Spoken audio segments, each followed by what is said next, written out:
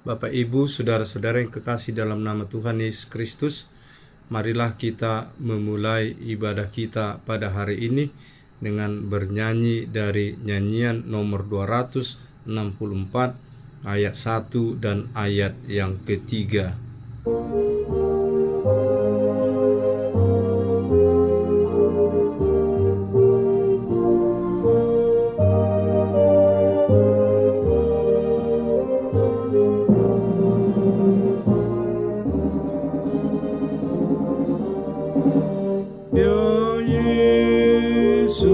Tuntunku ke surga, ya Yesus juru selamatku. Jauhkan kami dari dosa dan semua laranganmu. Tiada guna kehidupan yang tidak kau berkati, Tuhan yang dikuduskan darah-Mu. Rendahkan hatiku, ya Tuhan, dan buang semua hasrat dunia yang tak sesuai dengan firman-Mu.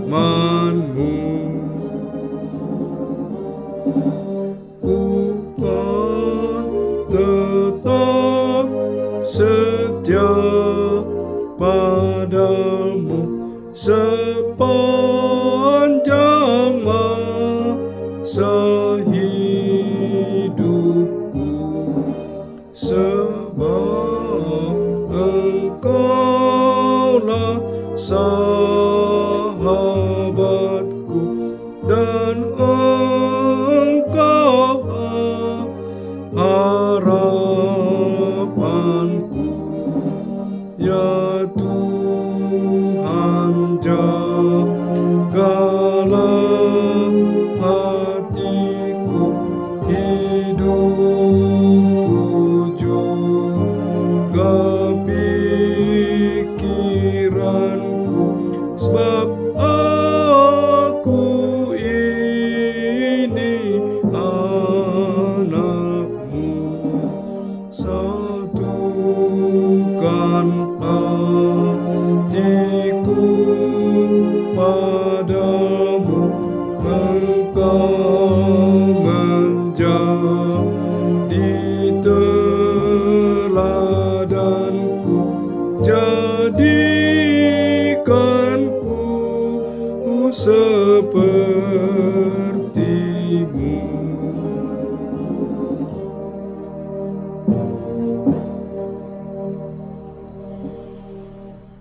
Kasih karunia dan damai sejahtera yang dari Allah Bapa dan anaknya Tuhan Yesus Kristus menyertai kamu. Amin.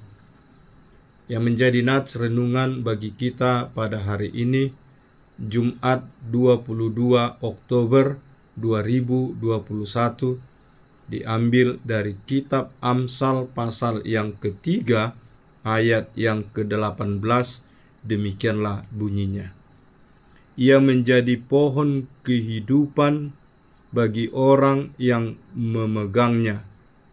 Siapa yang berpegang padanya akan disebut berbahagia. Tentu kita umat manusia yang hidup di tengah-tengah dunia ini menginginkan dan berpengharapan supaya kita hidup dalam kebahagiaan. Namun bagaimanakah kita supaya bisa hidup di dalam kebahagiaan?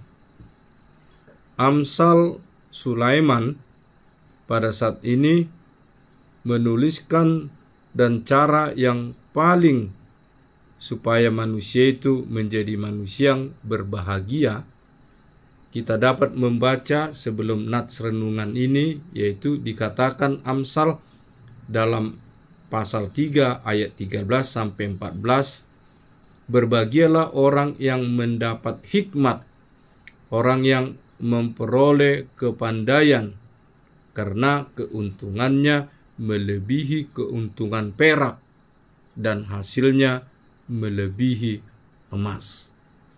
Penulis kitab Amsal ini mengajak orang untuk mencari hikmat dan kepandaian supaya memperoleh kebahagiaan.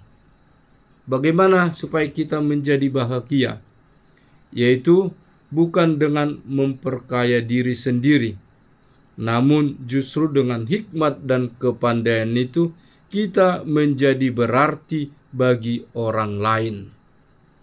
Itulah sebabnya dikatakan dalam nats renungan kita pada hari ini, dengan kita memperoleh hikmat dari Tuhan, Tuhan yang Maha Pengasih, Tuhan Sang Sumber pemberi hikmat, pemberi pengetahuan, pemberi kekuatan, dikatakan dalam renungan hari ini, ia menjadi pohon kehidupan bagi orang yang memegangnya. Siapa yang berpegang padanya akan disebut bahagia.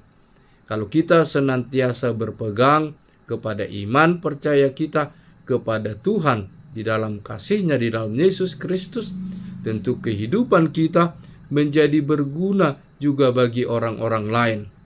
Dan itulah sebabnya kita hendak dimintakan seperti nyanyian-nyanyian yang sering, hendaknyalah kita menjadi berkat di tengah-tengah kehidupan di dunia ini, yaitu membawa orang mengenal kasih Allah di dalam Yesus Kristus.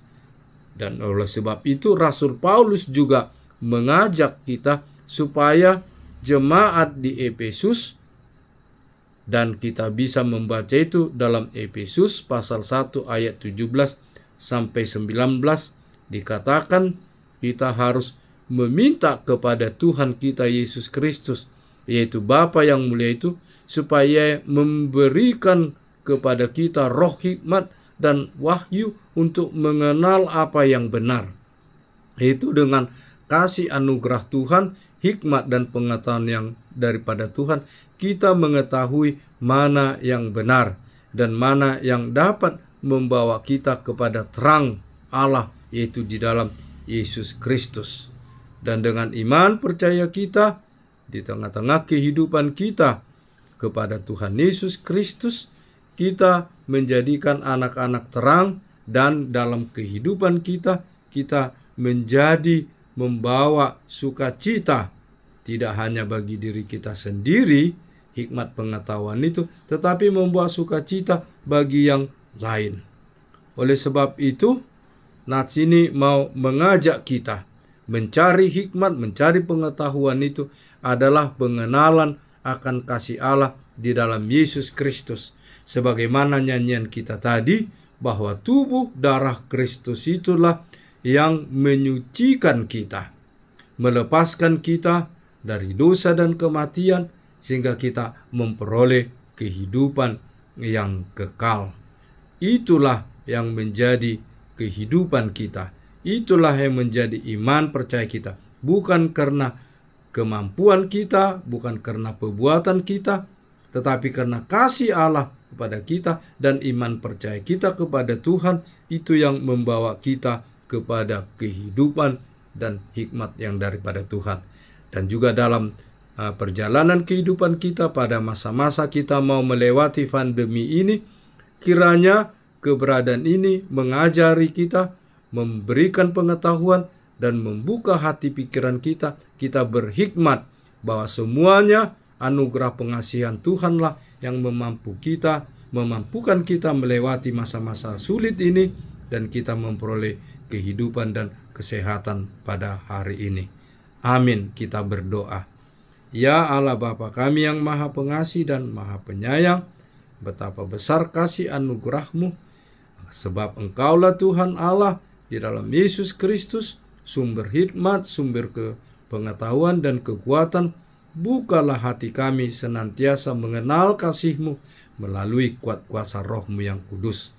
Ampuni segala dosa kesalahan kami Tuhan, dan kami menyerahkan seluruh aktivitas kehidupan kami, dimanapun kami berada. Lindungi sertai para pemimpin-pemimpin kami dan seluruh rakyat Indonesia ini. Pimpin dan sertai kami, para majelis dan jemaat-Mu, dimanapun berada, supaya senantiasa memuji dan memuliakan Engkau. Terimalah Tuhan doa kami ini di dalam pengasihan-Mu, di dalam Kristus Yesus, Tuhan dan Juru Selamat kami. Amin.